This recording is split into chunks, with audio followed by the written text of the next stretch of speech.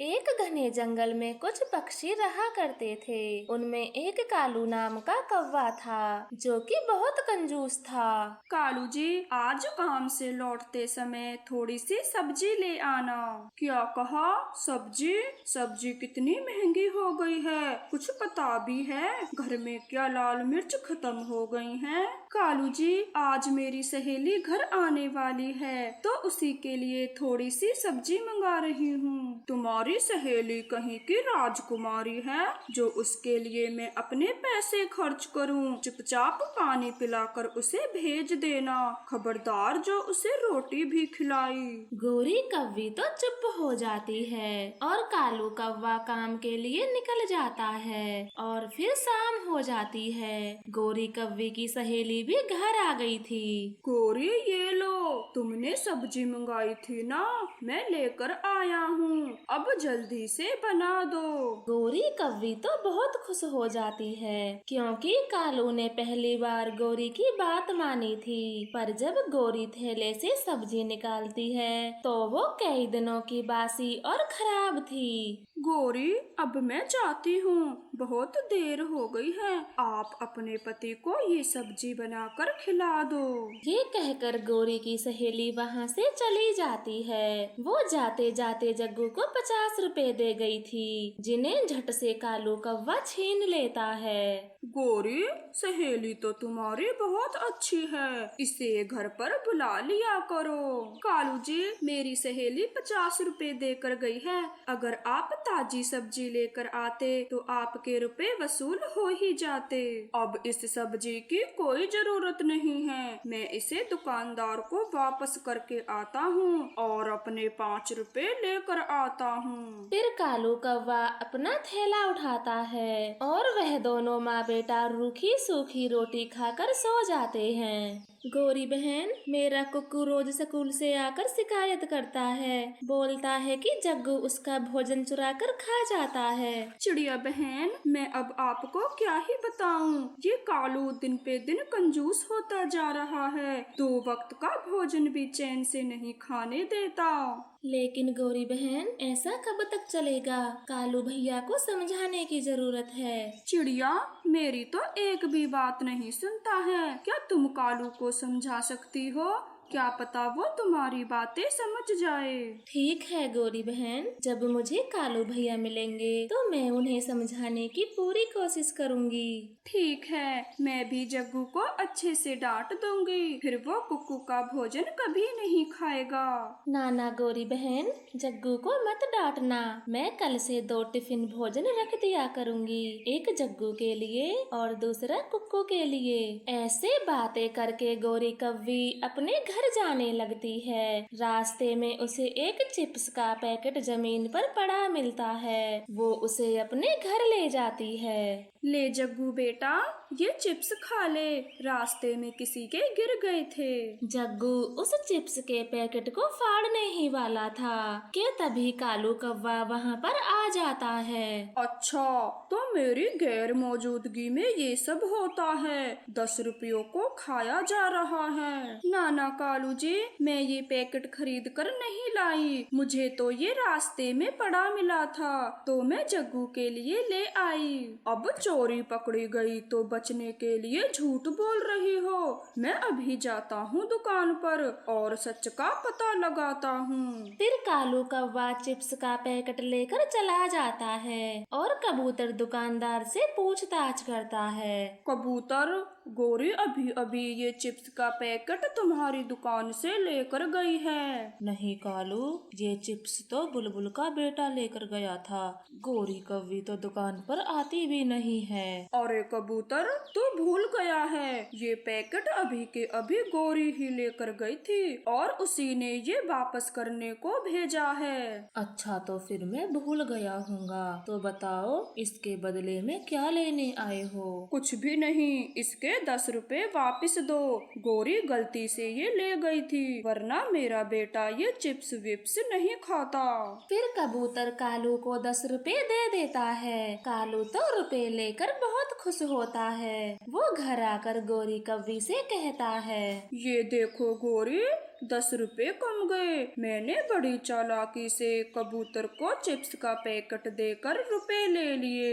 फिर कालू कौवा उन पैसों को संदूक में रख देता है। फिर कुछ दिन ऐसे ही बीत जाते हैं। एक दिन टोनी चिड़िया कालू कौवे को समझाने की कोशिश करती है। कालू भैया, मैं आपको हर दिन देखती हूँ। जब आप काम से लौटते हैं तो अपने परिवार के लिए कुछ भी नहीं लाते। चिड़िया, ये सब बेकार के खर्चे होते हैं। मैं इतनी मेहनत से रुपए कमाता हूँ और तुम कहती हो कि मैं अपनी कमाई को जाया करता रहूँ। नहीं कालू भैया, मैं तो बस इतना कहना चाहती हूँ कि हमें 2 वक्त का भोजन अच्छा खाना चाहिए, तभी हम स्वस्थ रह पाते हैं। मुझे मत सिखाओ, मैं सब जानता हूँ। जब मैं बूढ़ा हो जाऊंगा तो पैसे कौन कमाएगा? इसीलिए मैं अपने बुढ़ापे के लिए पैसे जोड़ रहा हूँ। तुम्हारी तरह नहीं हूँ जो कमाती हो उसे साथ के साथ ही खा जाती हो। ये कहकर कालू कौवा वहाँ से चला जाता है। चिड़िया तो हैरान थी। हे भगवान, इस कालू कौवे के कहर से गोरी और जग्गू बेटा सही सलामत रहे। कालू कौवा किसी की नहीं सुनता था, बस एक एक पैसे को जोड़ने में लगा रहता। अब तो कालू कौवा हर समय ये सोचता था कि पैसों को कैसे बचाया जाए। गोरी, अब से तुम 3 रोटियां ही बनाया करोगी। पर कालू जी, 3 रोटियां तो हमारा जग्गू ही खा जाता है, फिर मैं और तुम क्या खाएंगे? इसीलिए तो मैं बोल रहा हूँ, अगर हम एक एक रोटी भी खाएंगे तो आराम से जिंदा रह सकते हैं और बहुत पैसों की बचत होगी। फिर कालू कौवा अपनी आँखों के सामने 3 रोटियां बनवाता है और एक एक रोटी को बांट देता है। ऐसे ही कुछ समय बीत रहा था। अब तो जग्गू के स्कूल के 1 महीने की छुट्टी भी पड़ गई थी, जिसके कारण वो कुक्कू के साथ भोजन भी नहीं खा सकता था और वह बहुत कमजोर हो गया था। चलो जग्गू, हम जंगल की सैर करने जाते हैं और पहाड़ों से छलांग लगाएंगे। नहीं नहीं, मुझे नहीं जाना, आप ही जाओ जंगल की सैर करने। पर क्यों जग्गू, तू जाने से मना क्यों कर रहा है? ऊंचा उड़ने में बहुत मजा आता है।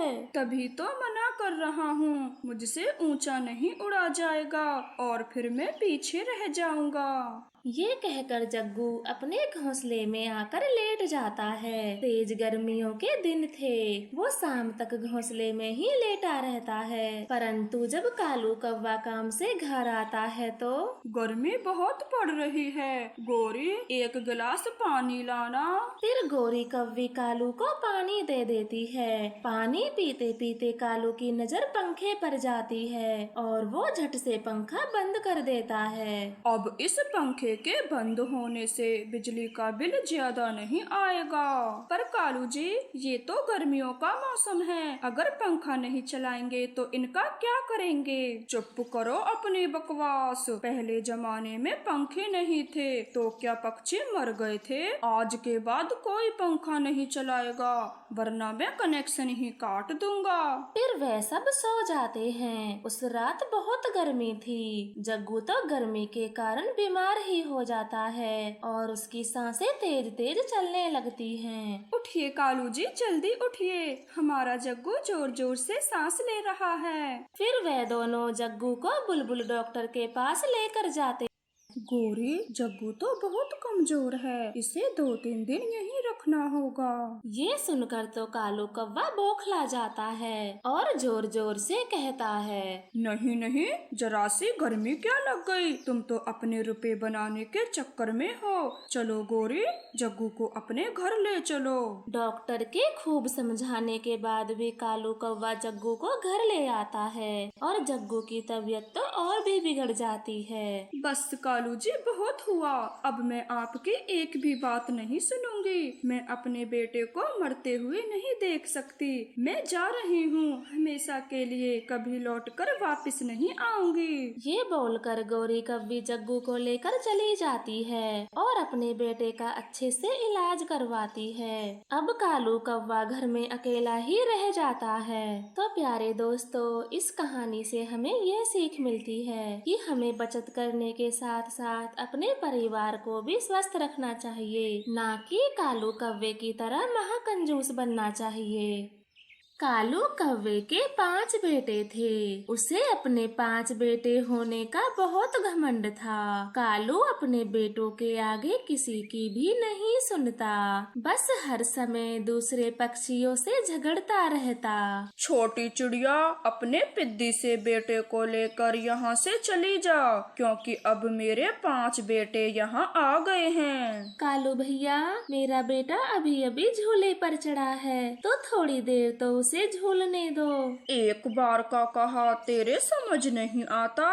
इस झूले पर अब मेरे बेटे झूलेंगे, तो तू अपने बेटे को अभी के अभी नीचे उतार, वरना इसे धक्का देकर नीचे गिरा दूंगा।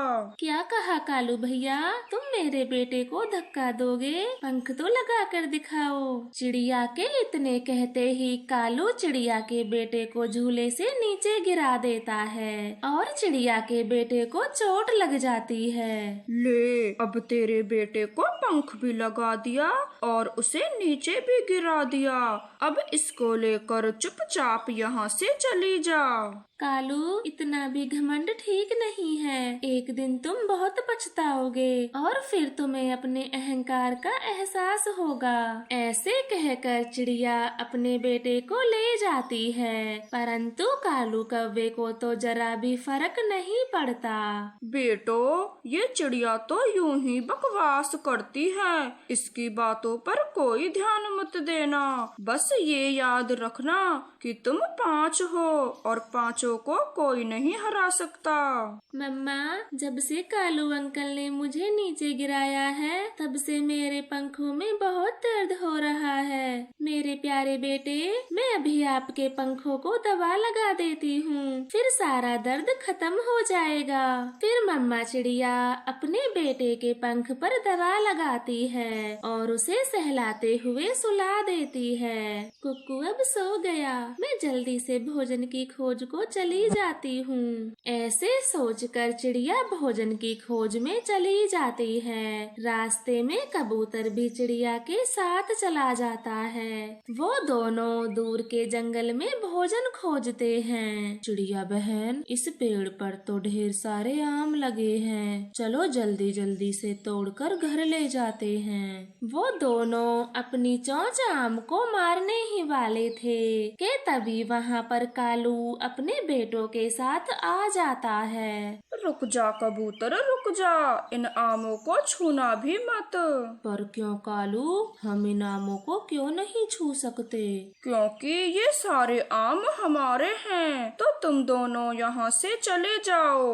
पर कालू, यहाँ पर तो तुमसे पहले हम आए थे, तो सारे आम तेरे कैसे हुए? हम भी आम लेकर ही जाएंगे। पहले चाहे कोई भी आया हो, पर अब यहाँ पर मेरा राज है, तो तेरी भलाई इसी में है कि चुपचाप यहाँ से चला जा, वरना मुझे अच्छे से आता है तुझे भगाना। चिड़िया तो कालू से पहले ही डरी हुई थी। वो चुपचाप कबूतर को ही समझाती है। कबूतर भैया, चलो यहाँ से, इस कालू को ही लेने दो सारे आम, हम कोई दूसरा पेड़ खोज लेते हैं। पर चिड़िया बहन, आज ये एक पेड़ पर अपना कब्जा कर रहा है, धीरे धीरे पूरे जंगल को अपना बना लेगा। नहीं नहीं, मैं ऐसा नहीं होने दूंगा। अगर तुम दोनों की बातें खत्म हो गई हों, तो यहाँ से चले जाओ और शांति से हमें आम खाने दो। कालू, मैं तुमसे डरता नहीं हूँ, आम तो मैं भी खाकर ही रहूंगा। ऐसे कहकर कबूतर एक आम तोड़ लेता है। ये देखकर कालू को बहुत गुस्सा आता है और वो कबूतर पर हमला शुरू कर देता है। फिर दोनों में काफी देर तक लड़ाई होती है। दोनों एक दूसरे को गुस्से में मारे जा रहे थे। ऐसे तो ये दोनों एक दूसरे को मार के देंगे। बच्चों, आप अपने पापा को पकड़ो, मैं कबूतर को पकड़ती हूँ। फिर सारे बच्चे कालू को पकड़कर दूर हटा देते हैं और चिड़िया भी कबूतर को दूर कर देती है। बच्चों, छोड़ दो मुझे, आज मैं इस कबूतर को सबक सिखा के ही रहूंगा कि कालू से लड़ने का क्या अंजाम मिलता है। छोड़ो मुझे। कालू, सबक तो तुझे मैं सिखाऊंगा, बड़ी अपनी मनमानी करता फिरता है। कबूतर भैया चुप हो जाइए और देखो अपने आप को, कितनी सारी चोट लगी है। फिर बड़ी मुश्किल से चिड़िया कबूतर को वहाँ से ले जाती है और बच्चे भी कालू को अपने साथ घर ले जाते हैं। सारे के सारे डरपोक हो तुम, जो मुझे पकड़कर यहाँ घर ले आए। अरे मैंने कितना समझाया है तुमको, लेकिन फिर भी उस कबूतर को पीटने के बजाय डरकर खड़े रहे। पिताजी, आपकी आंखें लाल और मोटी हो गई हैं, तो आप ये दवा लगा लें। हाँ हाँ, दवा लगा दो दवा, और मैं उस कबूतर को छोड़ूंगा नहीं, पूरा हिसाब किताब करूंगा। कबूतर भैया, कालू बहुत बुरा हो गया है। उसने मेरे कुक्कू को भी जरा सी बात पर झूले से नीचे गिरा दिया था, इसलिए आप भी कालू से लड़ाई ना किया करें। चिड़िया, ये बात आपने मुझे पहले क्यों नहीं बताई? मैं उस कालू को छोड़ता नहीं, उसे और भी मारता। कबूतर भैया, आप कब तक कालू से लड़ोगे? अभी तो उसके बेटे छोटे हैं, परंतु जब वो बड़े हो जाएंगे तो वो अपने पिता के जैसे ही बुरे बन जाएंगे और फिर आपसे बैर बांध लेंगे। चिड़िया ऐसे कबूतर को समझा देती है और कबूतर भी आगे से कालू से लड़ाई ना करने की ठान लेता है। अगले दिन कालू के पंख और पैरों में दर्द हो रहा था, जिसके कारण वो अपनी जगह से हिल भी नहीं पाता। पिताजी, आज आप घर पर ही रहें और हम जाकर जंगल से भोजन लाते हैं। ठीक है, आज तुम सब भोजन लेने चले जाओ और याद रखना, जैसे मैं लाता हूँ ठीक वैसे ही तुम्हें भी भोजन लाना होगा। पिताजी, हमें सब याद है, हम भोजन छीन कर ही लाएंगे। आप बस हमें ये बता दो कि आपको कौन सा फल खाना है। शाबाश मेरे बेटे जग्गू, अब जाओ और मेरे लिए एक मीठा सा पपीता लेकर आना। अपने पिता के कहे अनुसार वो पांचों जंगल से दूर चले जाते हैं और पपीता ढूंढने लगते हैं। भैया वो देखो, एक छोटा बच्चा पपीता खा रहा है, चलो उससे छीनकर पपीता घर ले जाते हैं। वो पांचों बच्चे नहीं जानते थे कि वो छोटा बच्चा चील का है और उसके पास जाकर पपीता छीन लेते हैं। चील का बच्चा जोर जोर से रोने लगता है। अपने बेटे की रोने की आवाज सुनकर उसकी मम्मा वहाँ पर आ जाती है। तुम छोटे कौवों की इतनी हिम्मत, जो मेरे बेटे को रुलाया और उससे पपीता भी छीन लिया। मैं तुम सबको अभी बताती हूँ। हम ये पपीता अपने पिताजी के लिए ले जा रहे हैं, तो आप कोई दूसरा फल अपने बेटे को खिला दें। छोटे कौवों, तुमको मुझसे डर नहीं लग रहा? मैं एक खूंखार चील हूँ और तुम मेरे घोंसले में ही बैठे हो। आप कोई भी हो, हमें आपसे डर नहीं लगता। अब चुपचाप हमें ये पपीता ले जाने दो। बड़ी मुश्किल से तो ये एक पपीता मिला है और ये भी तुम कौवे ले जाओगे, तो मेरा बेटा क्या खाएगा? ऐसा कहते हुए चील आगे बढ़ती है और एक एक करके बच्चों को नीचे फेंक देती है। सारे बच्चे वहीं पर घायल पड़े रहते हैं। सुबह से शाम हो जाती है। कालू अपने बेटों का बेसब्री से इंतजार कर रहा था। अब मुझे ही जाकर देखना होगा कि पांचों के पांचों कहाँ रह गए। फिर कालू कौवा अपने बेटों को ढूंढने चला जाता है। क्या आपने कहीं मेरे बेटों को देखा है? वो भोजन लेने के लिए घर से निकले थे, परंतु अभी तक घर वापस नहीं लौटे। नहीं कालू भैया, मैंने आपके बेटों को कहीं नहीं देखा। हो सकता है वो भोजन खोजते खोजते दूर चले गए हों। फिर चिड़िया और कबूतर भी कालू के साथ बच्चों को ढूंढने चले जाते हैं। थोड़ी दूरी पर उड़ने के बाद कालू को अपने बेटे दिख जाते हैं। उठ जाओ मेरे बेटो, आपको ये क्या हो गया और आपकी ये हालत किसने की? मैं उसे छोड़ूंगा नहीं।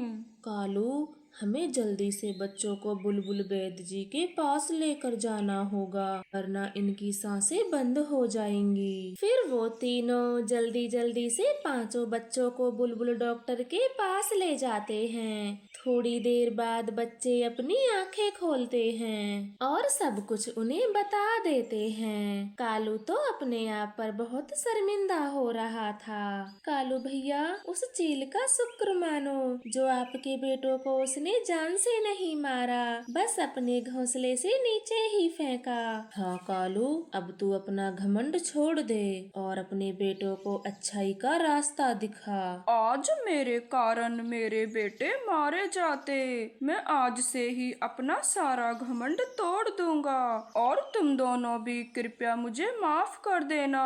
मैंने तुम्हारे साथ बहुत बुरा बर्ताव किया। फिर उस दिन के बाद कालू सब पक्षियों से अच्छे से पेश आता है और अपने पांचों बेटों को अच्छाई का रास्ता दिखाता है।